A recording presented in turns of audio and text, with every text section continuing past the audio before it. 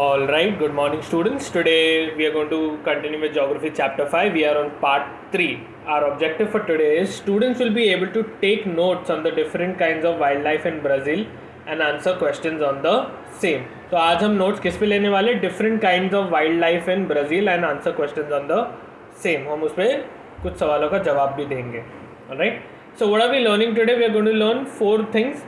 Land animals, aquatic animals, birds and insects. इन चारों different types के एनिमल्स के बारे में आज हम सीखेंगे. आज हम नोट्स लिखेंगे और उनके बारे में क्वेश्चन आंसर्स सॉल्व करेंगे. Right. So students keep a pen and notebook ready. If you haven't got a pen and notebook, pause the video, जाओ पेन नोटबुक लेकर आओ and get ready to write about the different kinds of animals in Brazil.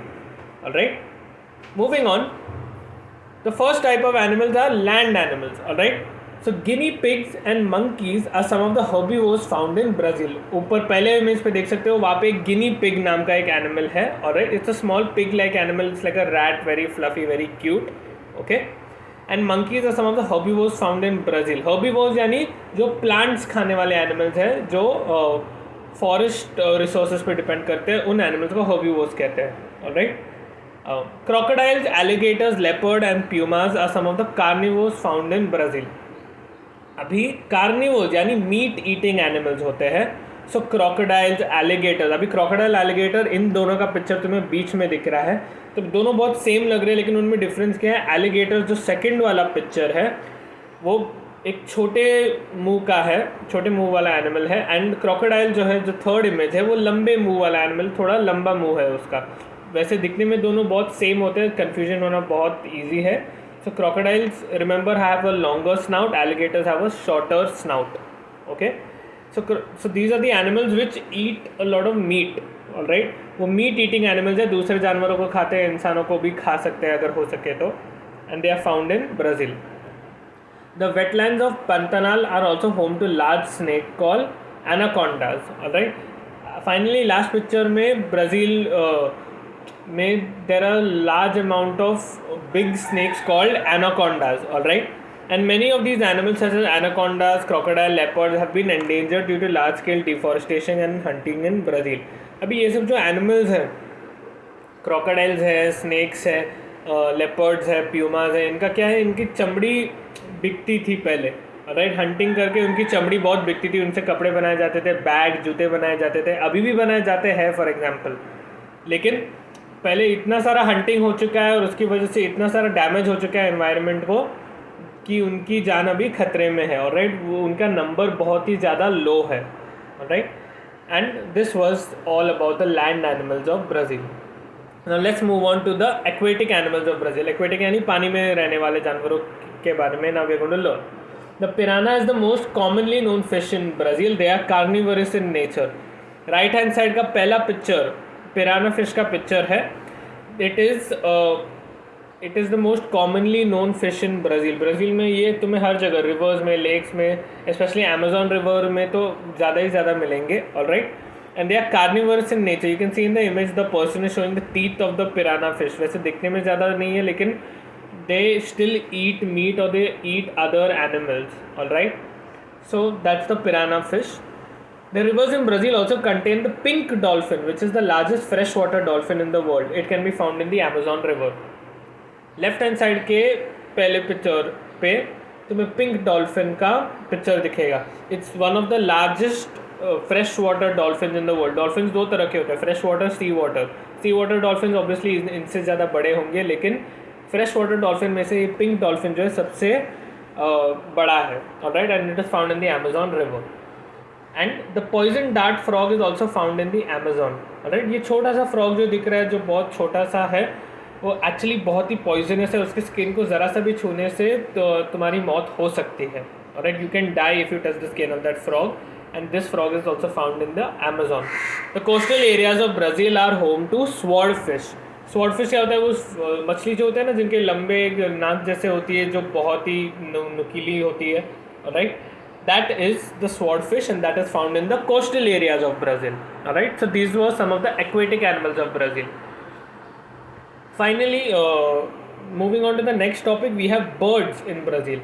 The condors are found in Brazil, which are the largest birds in the western hemisphere of the world. Alright, condors, left hand side पे जो पहला image है वो कॉन्डोर्स का image है. वो they are known as the largest birds in the western hemisphere of the world. World 4 hemisphere में divided है, east, west, north and south.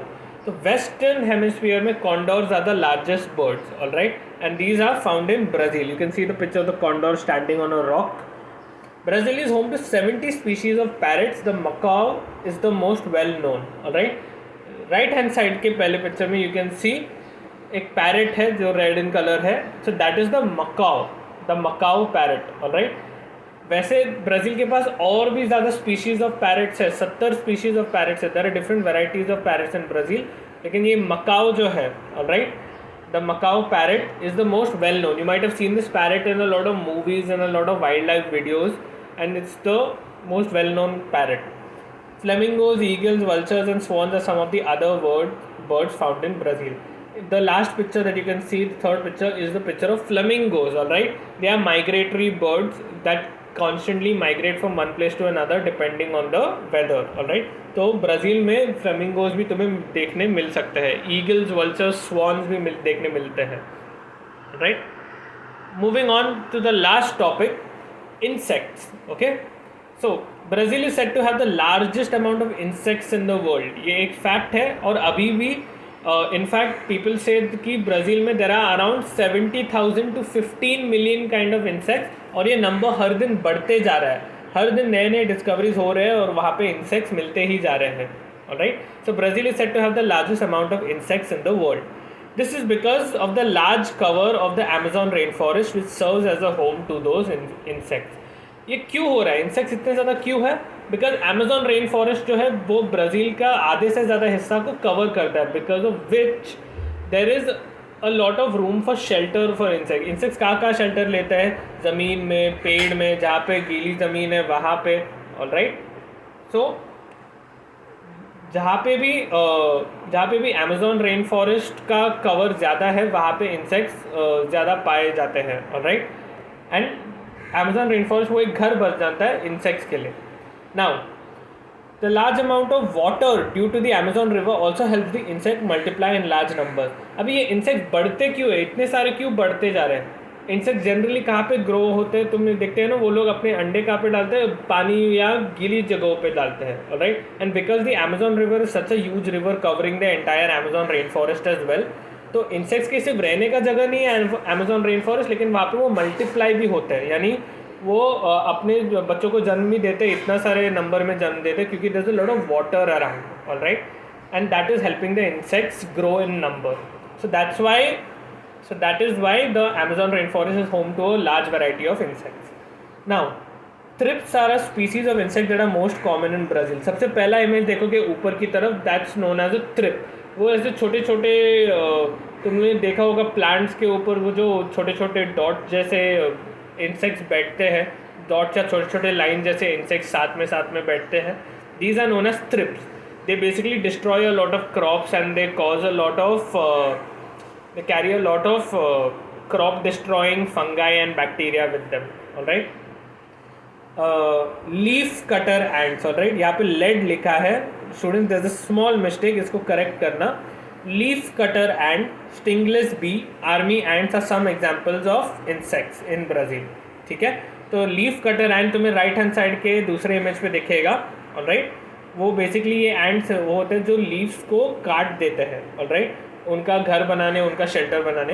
And there are army ants. Army ants तुम यहाँ पे देख सकते हो, पिक्चर है. What are they are called army ants because they are constantly working together. यहाँ पे देख सकते हो तुम, एक साइड से दूसरे साइड क्रॉस करने के लिए उन लोग ने खुद का ही ब्रिज बना दिया और एक दूसरे के ऊपर चल के ही वो दूसरे ओर तक पहुँच जाएंगे. Alright, so that's why they are called as army ant, because they are constantly working together. So these are some of the different varieties of insect students that you can find in Brazil. All right. With that, we have reached the end of our explanation. These are the questions I wanted to answer today. Find the odd one out. इसमें से जो भी एक feature है जो यहाँ पे belong नहीं करता उसको तुम्हें सर्कल करके आंसर लिखना है. राइट, तो flamingo, anaconda, macaw, rosewood. Alright, इन चारों में से जो भी एक ऑड मैन आउट है उसको निकाल दो. Give reason. A large variety of insects is found in Brazil. हमने अभी डिस्कस किया था कि ब्राज़ील में large variety of insects क्यों है, कैसे है. Alright, so answer that in the proper structure. And what are the issues faced by the wildlife of Brazil. अभी this is a thinking question जो तुम्हें टेक्स्ट बुक में से भी आंसर मिलेगा, थोड़ा बहुत नोट से भी मिलेगा. ऑलराइट, कि ब्राज़ील के वाइल्ड लाइफ जो है, जितने भी जानवर है, बर्ड्स हैं, इंसेक्ट्स हैं, उनको क्या क्या डेंजर्स है, उनको क्या क्या इश्यूज़ के साथ जूझना पड़ता है, या उनको क्या क्या इश्यूज़ के साथ झगड़ना पड़ता है. Right, so find out all these issues faced by the wild life in Brazil. तुम्हें टेक्स्ट बुक में आंसर डेफिनेटली मिलेगा. Alright, and write a short answer on it. With that, we have reached the end of our lecture, students. Thank you so much for learning. If you have any doubts, reach out to me on WhatsApp via voice note. Have a nice day, all of you.